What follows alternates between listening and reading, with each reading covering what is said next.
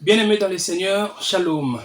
Bonjour ou bonsoir selon l'heure à laquelle vous nous suivez. Je suis très heureux de vous retrouver encore aujourd'hui dans le cadre de votre programme, votre émission Allo Pasteur. Allo Pasteur, c'est un programme pour votre édification à travers de la parole de Dieu.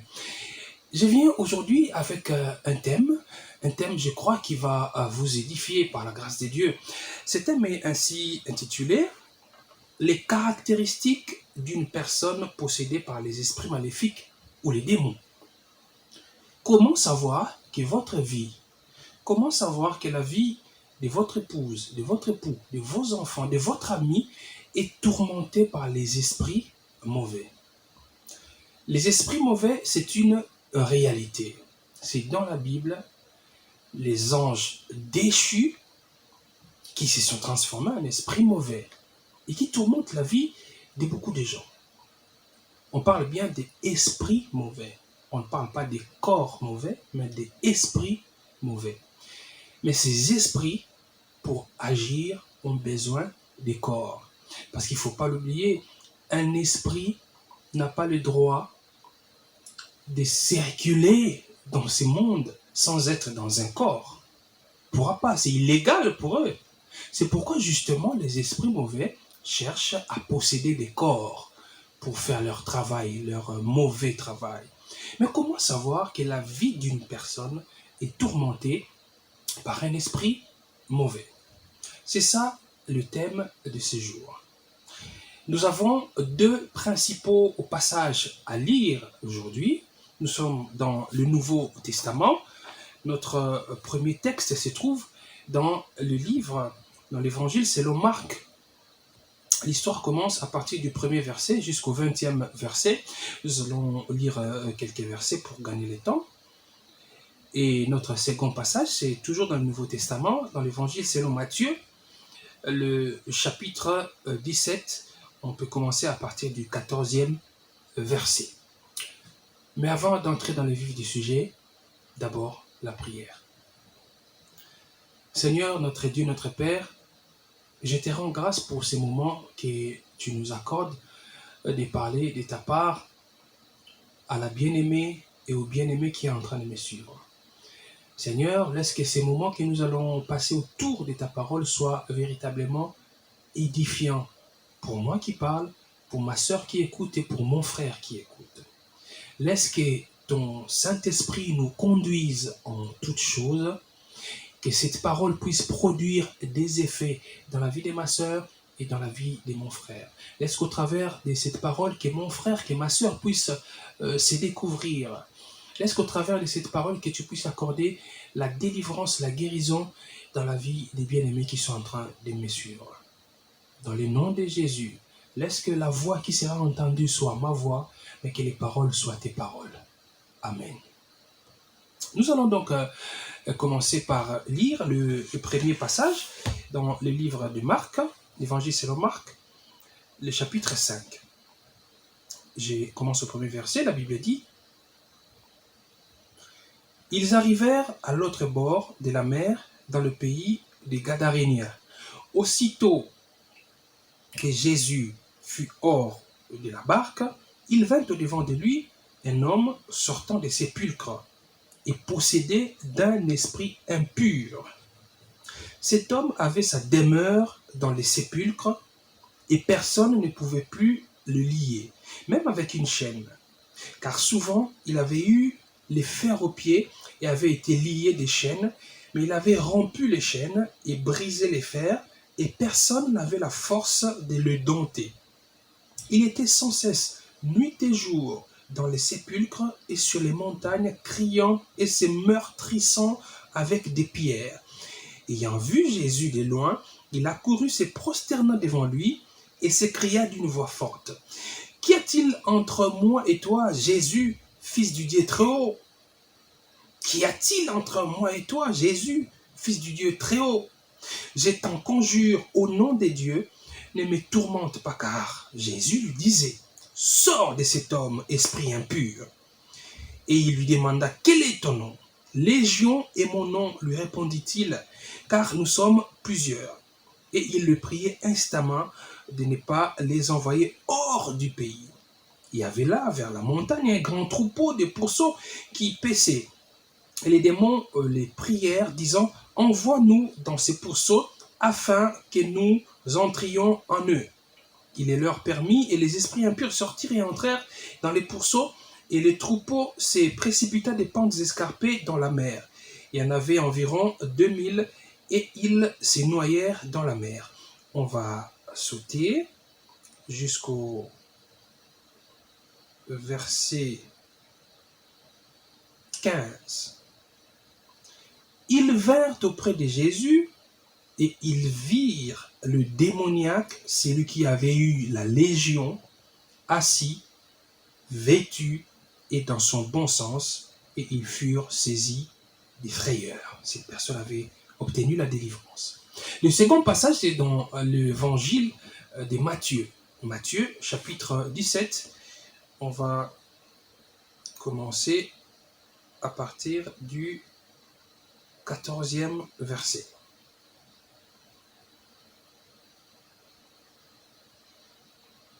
Matthieu 17, on commence à partir du verset 14e. Lorsqu'ils furent arrivés près de la foule, un homme vint se jeter à genoux devant Jésus et dit, « Seigneur, aie pitié de mon fils qui est lunatique et qui souffre cruellement. Il tombe souvent dans le feu et souvent dans l'eau. Je l'ai amené à tes disciples et ils n'ont pas pu le guérir. » Race incrédule et perverse, répondit Jésus. Jusqu'à quand serai-je avec vous? Jusqu'à quand vous supporterai-je? Amenez-le-moi ici. Jésus parla sévèrement au démon qui sortit de lui et l'enfant fut guéri à l'heure même. L'enfant fut guéri à l'heure même. Dans le passage de Marc, chapitre 5 que nous avons lu, c'est l'histoire de cette personne qui était possédée d'un démon. Quand vous lisez toute l'histoire, vous comprenez qu'en fait, il n'avait pas un seul démon, il avait une légion de démons. Dans l'armée romaine antique, quand on parlait d'une légion, il s'agissait d'un assemblage des militaires qui variaient entre 5000 et 6000 hommes. 5000 et 6000 hommes. Cet homme avait-il 5000 ou 6000 démons dans son corps? Je ne sais le dire avec précision, mais tout ce qu'on peut dire avec précision, c'est que cet homme n'avait pas un seul démon, il avait beaucoup de démons dans son corps. Vous n'avez qu'à voir son état, tout ce qu'il faisait. Alors, la vie de cet homme, mais aussi ce qui est arrivé à cet enfant dans Matthieu 17, ça nous peint un peu le tableau qui peut nous donner des caractéristiques ou les caractéristiques d'une personne qui est tourmentée par les esprits mauvais. On va essayer de décortiquer ces caractéristiques aujourd'hui. Si le temps permet, on donnerait également la solution, comment faire justement pour sortir de la situation. Mais on commence d'abord par les caractéristiques. Comment frère tel que vous êtes là, comment sœur tel que vous êtes là, vous pouvez savoir que les esprits mauvais vous tourmentent ou vous possèdent. Comment savoir qu'une personne qui est dans votre entourage est tourmentée ou possédée par les esprits mauvais. Dans ces textes, la première des caractéristiques qui nous est donnée par ces démoniaques qui avaient la légion des démons, la Bible dit que cette personne avait sa demeure dans les sépulcres. Il avait sa demeure dans les sépulcres. Est-ce qu'une personne normale peut vivre dans les sépulcres? Non. Est-ce qu'une personne qui a son bon sens peut vivre parmi les morts? Pas du tout. On comprend par là qu'une personne qui est tourmentée par les esprits mauvais, une personne qui est possédée par des démons, par des esprits impurs, aime vivre là où il n'y a pas la vie. Une personne qui est possédée par les esprits mauvais aime mener sa vie, permettez-moi la tautologie, là où il n'y a pas la vie. Et regardez comment vous vous comportez. Regardez les milieux que vous fréquentez. Est-ce que ce sont des milieux qui donnent la vie ou ce sont des milieux qui donnent la mort? Vous aimez vous retrouver en compagnie de qui? Si vous lisez dans les Saintes Écritures, la Bible nous dit quelque chose de fondamental. La Bible dit que celui qui a le Fils, celui qui a Jésus-Christ, a la vie. Celui qui n'a pas Jésus-Christ n'a pas la vie. Regardez-vous, vous aimez fréquenter les gens qui ont Jésus-Christ ou vous aimez fréquenter les gens qui n'ont pas Jésus-Christ? Si vous êtes à l'aise dans des milieux où les gens ne sont pas des croyants, où les gens n'ont pas Christ, ces gens sont des morts. Ces milieux où vous vous retrouvez, c'est semblable à des sépulcres, là où il n'y a pas la vie. Mais vous vous plaisez dans des milieux pareils, c'est un mauvais signe. Quand on vous invite à une réunion de prière, comment vous sentez-vous? Quand on vous invite dans une réunion de prière, êtes-vous à l'aise ou êtes-vous mal à l'aise? Quand il vous est demandé d'écouter une prédication, êtes-vous à l'aise ou êtes-vous mal à l'aise? On peut vous inviter à une réunion de prière qui ne prend que 30 minutes, qui ne prend que 1 heure. Mais vous avez l'impression que c'est une éternité. Vous êtes tellement mal à l'aise à vous retrouver dans un milieu où il y a des gens qui prient, qui invoquent le Seigneur. Vous êtes tellement mal à l'aise à vous retrouver dans un milieu où il y a la vie, justement, où les gens ont Christ. Ça, c'est un mauvais signe. Mais vous êtes très à l'aise quand vous êtes en plein milieu des gens qui sont dans la prostitution. Vous êtes en plein milieu des gens qui sont dans toutes sortes de crimes, de meurtres. Vous êtes très à l'aise quand vous êtes dans un milieu où les gens sont dans la débauche. Là, il n'y a pas la vie. Ces milieux-là, c'est semblable à des sépulcres. Regardez votre vie. Vous êtes peut-être tourmenté par des démons. Vous êtes peut-être possédé par un esprit mauvais qui vous rend mal à l'aise là où il y a la vie, là où on parle des choses qui donnent la vie, mais qui vous fait sentir, qui vous met dans votre aise, et vous êtes très à l'aise, là où il y a la débauche, là où il y a les meurtres, là on parle corruption, là on parle toutes sortes de pratiques mauvaises. C'est un signe. Cette personne avait sa demeure dans les sépulcres. Posez-vous des questions, regardez, examinez-vous. Quel milieu aimez-vous fréquenter? Vous pouvez savoir si votre vie est conduite par le Saint-Esprit, par l'Esprit de Jésus-Christ, ou votre vie est conduite par des démons, par les esprits de Satan, par les esprits mauvais, par les esprits impurs. Une autre caractéristique qui peut vous aider à comprendre si vous êtes tourmenté par les esprits mauvais, c'est que la Bible dit, cet homme qui avait sa demeure dans les sépulcres, personne, nous sommes au verset 3 de Marc 5, personne ne pouvait plus le lier, même avec une chaîne. La Bible dit, personne ne pouvait plus le lier. C'est-à-dire, à un moment donné, on pouvait le lier. On pouvait le maîtriser. Mais après, on ne pouvait plus le lier. On ne pouvait plus le maîtriser. Même avec des chaînes. C'est-à-dire que les démons qui possédaient cette personne de Gadara lui ont donné une force surhumaine. Une force surnaturelle. Une force anormale. Une force qui va au-delà des limites humaines. Regardez-vous. pendant vos moments de colère, quand vous vous fâchez, comment êtes-vous? Il y a des gens bien-aimés dans le Seigneur. Il y a des gens, frères et sœurs, qui me suivaient. Quand il se fâche, lui-même, il ne sait plus se contrôler. Quand il se fâche, c'est comme si sa conscience est effacée. C'est comme si sa conscience est cachée quelque part et c'est une autre personne qui agit au travers de lui. Regarde-toi bien. Quand tu te fâches, tu peux briser des choses qu'un être humain ne peut pas briser. Quand tu te fâches, tu es capable de défoncer même une porte qui est en fer.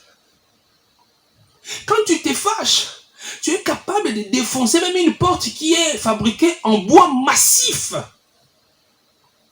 Quand tu te fâches, les gens doivent fuir. Quand tu te fâches à la maison, tes enfants sortent de la maison, ils sortent de la parcelle, ils fuient. Parce qu'ils savent qu'il suffit que tu touches, tu peux briser une main, tu peux briser une jambe, tu peux briser une personne quand tu te fâches.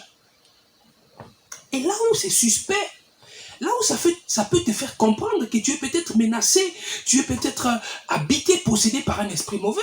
Regarde, pendant tes moments de colère, tu ne te retrouves plus.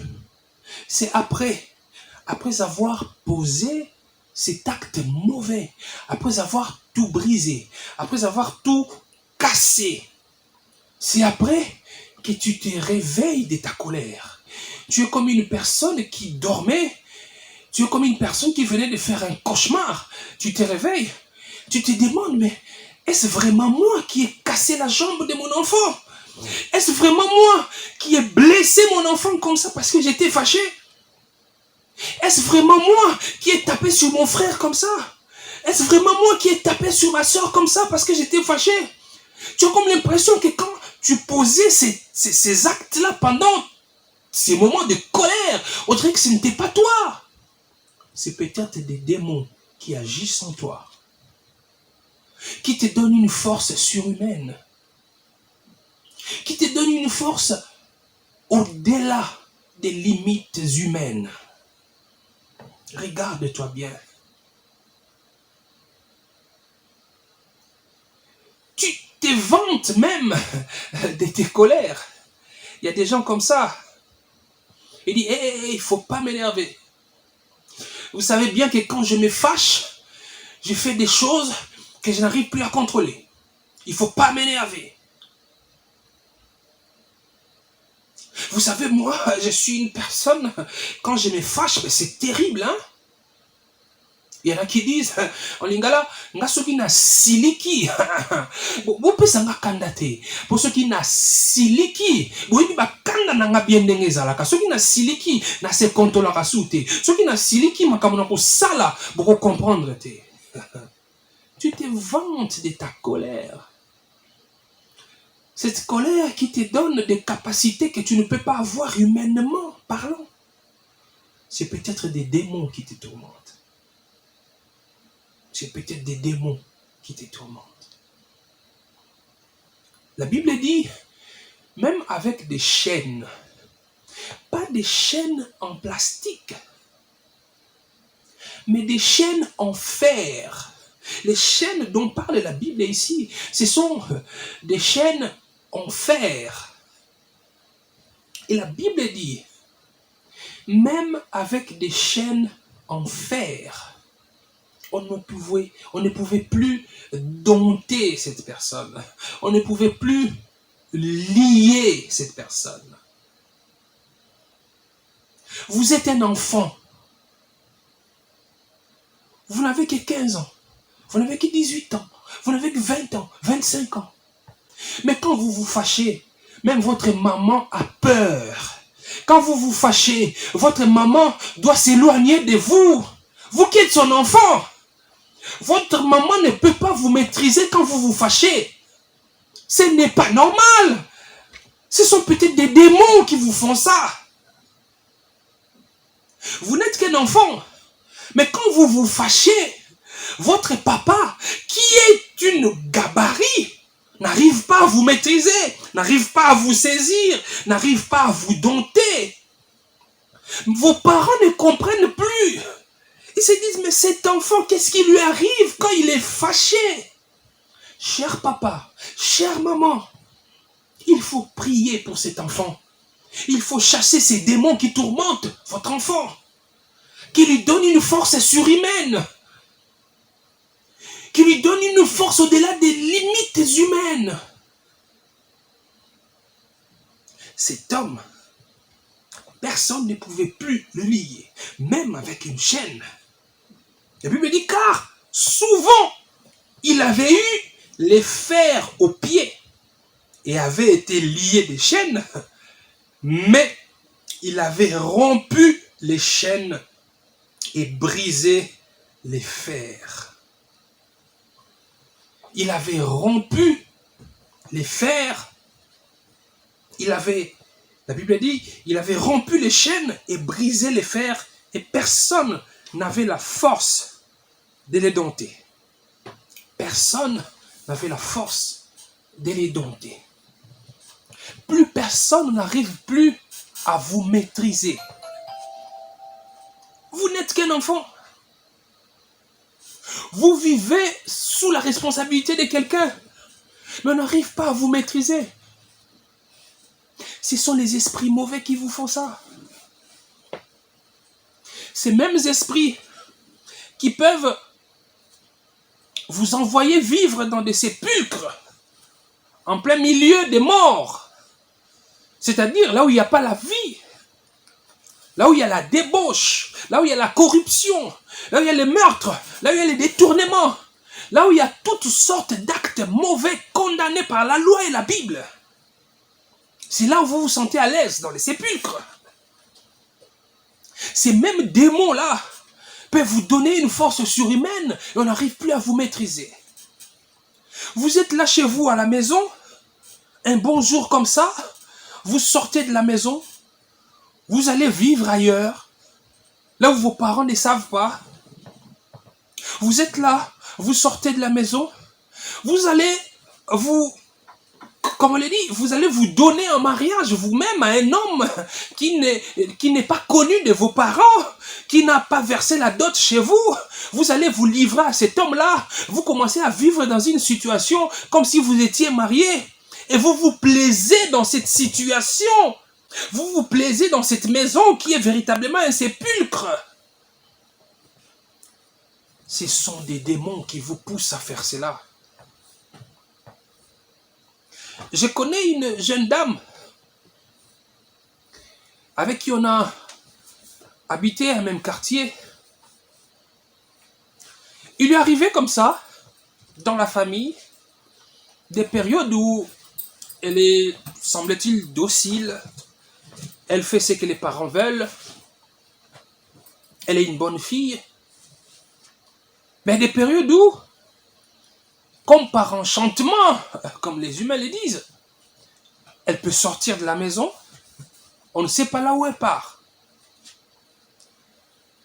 Mais elle est allée où?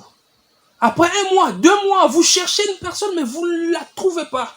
Vous allez peut-être apprendre, non, mais elle a déjà quitté Kinshasa. Elle est allée vivre à Brazzaville avec un homme d'une mauvaise vie. Vous allez apprendre, non, mais elle n'est même pas allée habiter chez une tante, chez un oncle, mais elle va habiter dans un milieu semblable à des sépulcres. Elle va habiter dans un milieu où il y a la débauche à outrance. Et elle s'est plaît à vivre dans un tel milieu. Mais quand vous l'approchez, vous lui dites, maman, mais pourquoi tu peux quitter une maison où tu as la nourriture? On te donne tout. On te paye les études. Tu ne manques de rien. Mais tu préfères abandonner la maison des parents. Tu vas aller vivre avec des amis qui te conduisent chaque jour dans une vie de débauche. Tu vas vivre dans des sépulcres. Et les parents n'arrivent plus à te maîtriser. Même moralement, tu sembles être plus fort, tout plus fort que tes parents. On n'arrive pas à te dompter, même pas avec tes chaînes. Papa, maman peuvent mettre des règles à la maison. Quand il est 18 heures, tous les enfants doivent être ici à la maison. Quand il est 20 heures, plus personne ne peut sortir de la maison. Pardon. C'est normal que les enfants, c'est normal que les parents mettent de telles règles à la maison. Mais toi, ça ne te dit rien. Tu peux te retrouver en dehors de la maison. Tu sais très bien que la règle chez nous, quand il est 18 heures, tout le monde doit être à la maison. Mais toi, 20 heures, tu es en dehors de la maison. 21 heures, 22 heures. Ça ne te fait pas peur du tout. Tu ne crains pas tes parents. Et quand tu rentres, tu peux même trouver la grille déjà fermée. Mais tu es capable d'escalader les murs. Tu arrives devant la porte de la maison fermée. Mais tu as une manie, une méthode que peut-être les démons t'ont inspiré pour ouvrir la porte et tu entres. Et ce qui est curieux, quand tu entres, maman, papa peuvent même te surprendre. Mais pourquoi tu rentres à cette heure? Mais il suffit que tu donnes une raison là fallacieuse et puis ils te croient.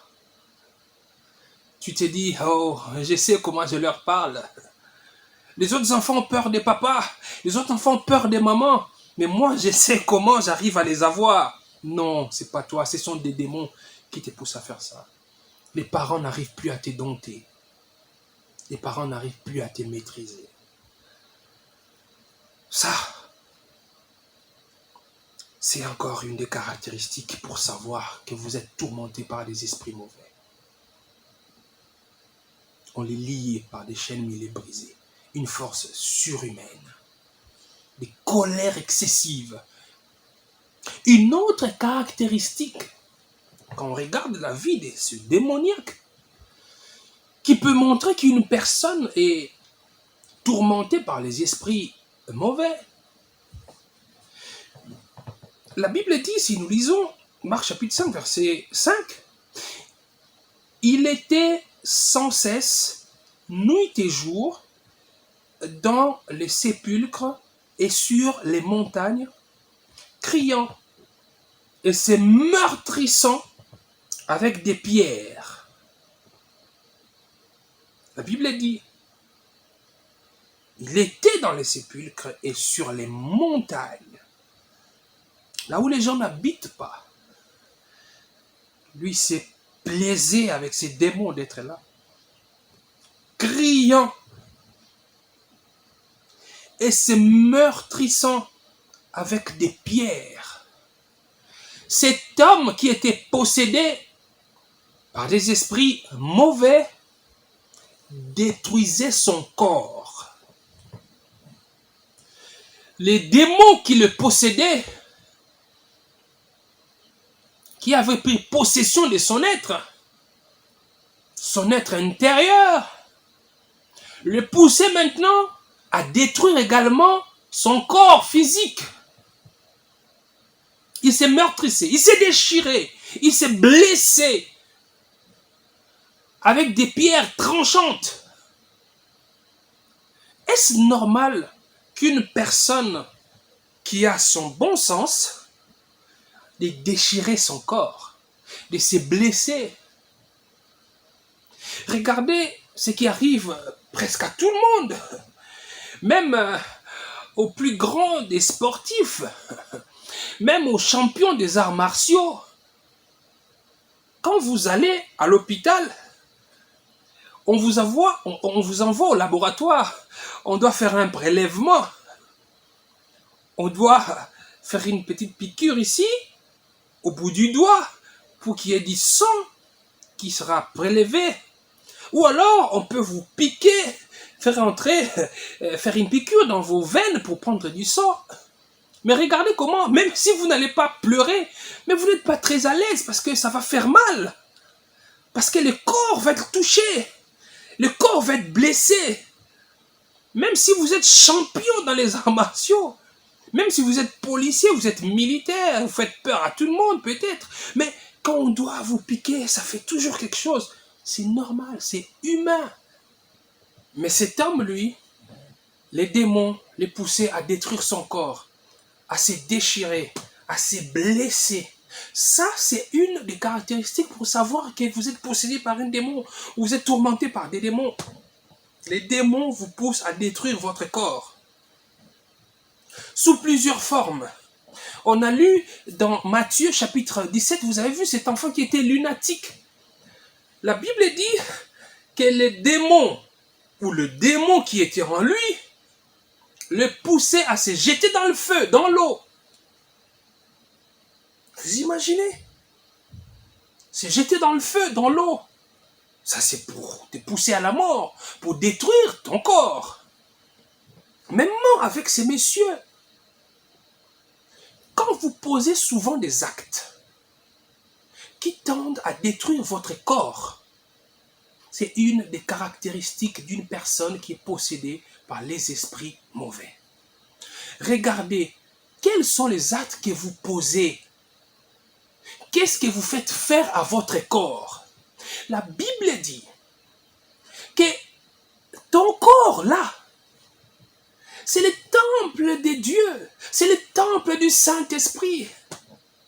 Et Dieu dit, c'est lui qui détruira son temple, lui, il le détruira. Les démons qui veulent attirer la colère de Dieu sur vous, vous poussent à détruire votre corps qui est le temple du Saint-Esprit. Regardez des liqueurs fortes que vous mettez dans votre corps. Regardez dans quel excès d'alcool vous êtes. Regardez comment vous fumez. Les médecins vous ont même dit, arrêtez de prendre des liqueurs fortes. Les médecins vous ont dit, ne prenez plus les soupunatol, ne prenez plus les ododo, ne prenez plus ces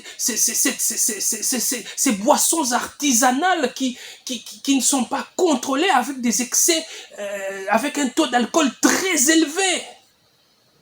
Mais vous continuez quand même à prendre. Vous savez que c'est mauvais pour votre corps, mais vous continuez à prendre. Vous avez développé une dépendance anormale. Je ne dis pas que toute dépendance est forcément démoniaque. Mais la dépendance dans des histoires qui détruisent votre corps peuvent être aussi un signe qui montre que ce sont des esprits mauvais qui vous poussent à faire ce que vous faites. Regardez ce que vous faites. Vous êtes dans la masturbation. Vous vous masturbez nuit et jour. Ça détruit votre corps. Mais vous le faites quand même. C'est comme ces messieurs. La Bible dit, ils se détruisaient le corps. Ils se déchiraient le corps. Ça, c'est une des caractéristiques d'une personne qui est possédée par les esprits mauvais. Regardez le travail que vous faites. Cette prostitution dans laquelle vous êtes. Durant une journée, vous pouvez sortir, vous pouvez avoir des relations sexuelles avec 10, 15, 20 personnes, juste pour avoir de l'argent. Et votre corps est endommagé. Les esprits qui vous habitent vous poussent à détruire votre corps. Cet homme, il détruisait son corps. Regardez-vous, bien-aimés dans le Seigneur. Comment gérez-vous votre corps? Vous êtes dans les excès, alcool, liqueur forte, cigarettes, soupunatolo, zododo, alcool artisanal, ça détruit votre corps. Vous êtes dans la prostitution. Vous êtes dans des pratiques mauvaises qui détruisent votre corps. Ça, c'est un des signes. Regardez-vous, examinez-vous bien.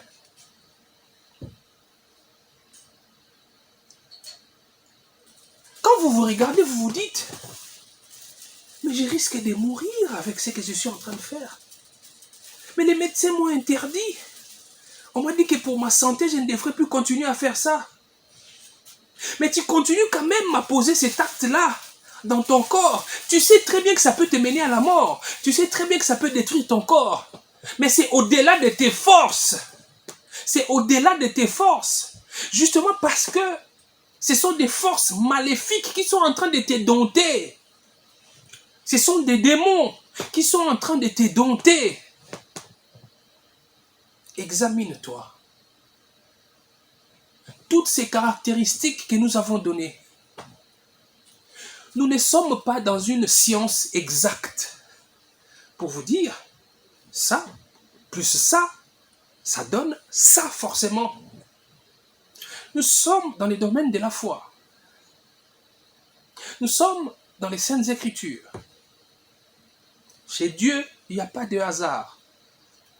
S'il a permis que vous écoutiez ce message aujourd'hui, c'est peut-être parce que le Seigneur veut vous délivrer. Il veut vous sortir de cette situation. Il veut délivrer votre enfant. Il veut délivrer votre mari. Il veut délivrer votre femme. Toutes ces caractéristiques qu'on a regroupées en 3. Cet homme avait sa demeure dans les sépulcres. Vous habitez les sépulcres. Vous habitez des milieux, vous aimez fréquenter des milieux où il n'y a pas la vie, où il y a la débauche, où il y a toutes sortes d'actes mauvais. C'est un signe. Cet homme avait une force extraordinaire, une force extra-humaine. On n'arrivait plus à les dompter. La Bible dit, même quand on arrivait à lui mettre des chaînes, il les rompait, il les brisait. Quand tu te fâches, tes excès de colère, quand tu te fâches, tu ne te contrôles plus. Quand tu te fâches, on dirait que c'est un esprit qui prend possession de toi. Dernière caractéristique qu'on a donnée aujourd'hui. Cet homme détruisait son corps. Regardez-vous, examinez-vous. Si vous vous retrouvez dans ces caractéristiques, le Seigneur Jésus-Christ veut vous délivrer. Il veut vous sauver. Donnez-lui votre vie. Faites un échange avec lui. Si les démons habitent en vous, c'est parce que Christ n'y est peut-être pas. Prenez votre vie, votre mauvaise vie, donnez à Jésus, et lui va prendre sa vie, sa très bonne vie. Il va vous donner, vous allez commencer à vivre par sa vie. Prions. Seigneur Jésus-Christ, merci d'avoir permis que mon frère, que ma soeur puissent écouter ta parole. Chez toi, il n'y a pas de hasard. Si tu as permis que tous ces bien-aimés puissent écouter ce message parce que tu as un plan merveilleux dans leur vie. La Bible dit que tu connais les projets que tu as formés sur tes enfants. Projets de paix et non des malheurs. Pour leur donner un avenir à espérer. Seigneur, mon frère, ma soeur qui s'est retrouvé dans toutes ces caractéristiques, il comprend qu'il est habité par les esprits mauvais. Il comprend que sa vie est sous influence des esprits mauvais. Mon Dieu, il ne sera pas en paix. Ton plan ne se réalisera pas dans sa vie. S'il continue à avoir des démons, s'il continue à être sous influence des esprits mauvais. J'ai prié, Seigneur, que tu étendes ta main sur mon frère, sur ma soeur, qui a écouté ta parole, que tu lui accordes la délivrance.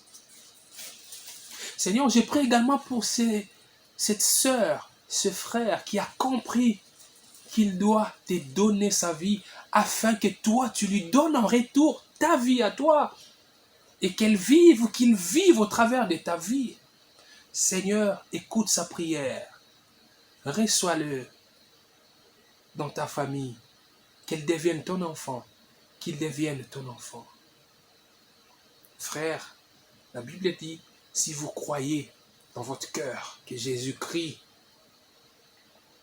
il est mort, il a payé de sa vie pour toi. Si vous croyez que Dieu l'a envoyé pour toi, pour nous, si vous le croyez dans votre cœur, vous le confessez dans votre bouche, vous arrivez au salut. Confessez-le. Croyez dans votre cœur, confessez-le que vous êtes sauvé. La prochaine fois, nous reviendrons sur comment faire ou les conséquences positives quand Jésus-Christ délivre une personne qui avait les esprits mauvais. Nous y reviendrons dans le prochain numéro. Entre-temps, nous allons vous laisser avec notre rubrique que vous connaissez, verset de la semaine. Nous allons vous donner des passages en rapport avec les enseignements qu'on a donnés, des passages dont vous allez vous servir pour méditer la parole. Si vous avez des questions sur ces passages, nos contacts sont là. Vous allez nous contacter si vous avez des questions, des préoccupations. Vous avez peut-être besoin d'un entretien. Vous voulez vous confier, vous voulez vous adresser à quelqu'un. Jésus-Christ peut vous aider au travers de nous. On va vous recevoir, on va vous écouter. On pourra prier pour vous. Que Dieu vous bénisse. On se retrouve très prochainement.